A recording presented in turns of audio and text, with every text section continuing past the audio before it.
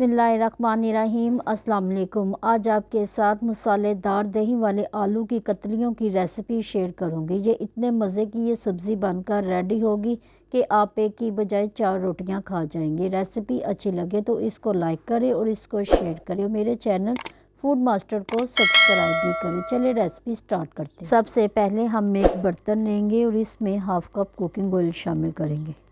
Cooking oil अच्छी तरह से गर्म हो जाए तो इसमें प्याज शामिल करेंगे। मैंने 2 मीडियम साइज़ के प्याज लिए थे जिसको चॉप किया है वो इसमें शामिल कर लें। अब आपने प्याज को हल्का सा ब्राउन कर लेना है। इसको आपने ज़्यादा कलर नहीं देना, सिर्फ थोड़ा सा लाइट ब्राउन हो जाए तो इसमें 1 टेबलस्पून आपने अदरक लहसुन का पेस्ट शामिल करना है। अदरक लहसुन का पेस्ट डालने के बाद आपने इसको अच्छी तरह से भून लेना है ताकि अदरक लहसुन की महक ख़त्म हो जाए। जब अदरक लहसुन अच्छी तरह से भून जाए तो इसमें 1 टेबलस्पून नमक, हाफ़ टेबल स्पून इसमें कश्मीरी लाल मिर्च, नमक मिर्च आप अपने टेस्ट के मुताबिक कर सकते हैं। कश्मीरी लाल मिर्च बिल्कुल ऑप्शनल है। हाफ़ टेबल स्पून इसमें लाल मिर्च का पाउडर इस्तेमाल किया है। हाफ़ टी स्पून इसमें हल्दी पाउडर इस्तेमाल की है। इन तमाम मसालों को डालने के बाद अब आपने मसालों को अच्छी तरह से भून लेना है ताकि प्याज और हमारे तमाम मसाले अच्छी तरह से भून जाए।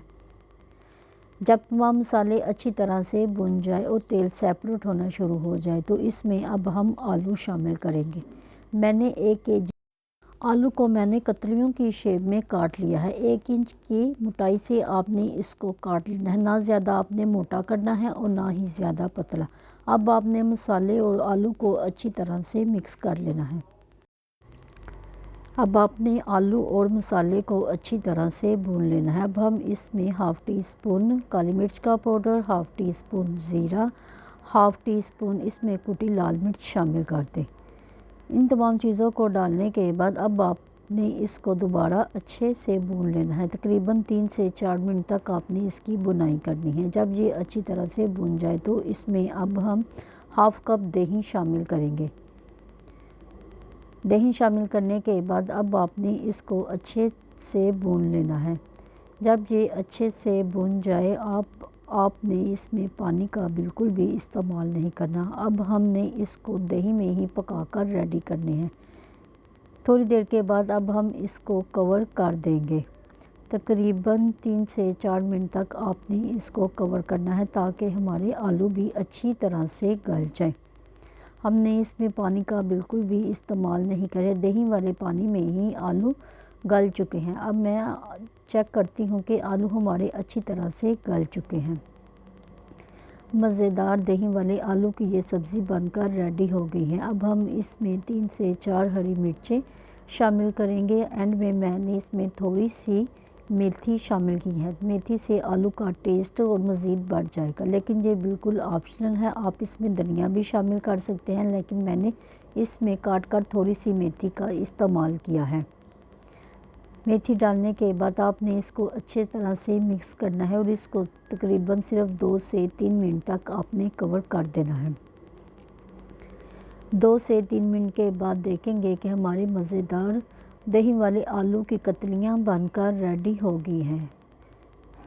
इसकी ग्रेवी आप अपनी मर्ज़ी से कर सकते हैं, लेकिन ये मसाला बिल्कुल परफेक्ट बनकर रेडी हुआ है। अब हम इसको डिश आउट करते हैं।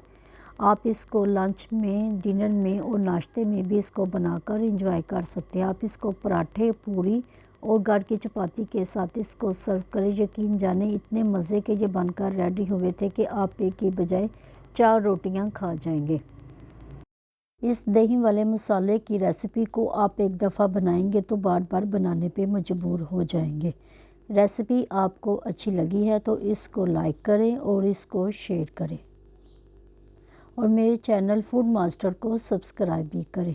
रेसिपी अच्छी लगे तो एक प्यारा सा कमेंट्स भी कर दिया करें। अपना बहुत सारा ख्याल रखिएगा और मुझे दुआओं में याद रखिएगा। मिलते हैं नई रेसिपी के साथ। अल्लाह हाफिज़।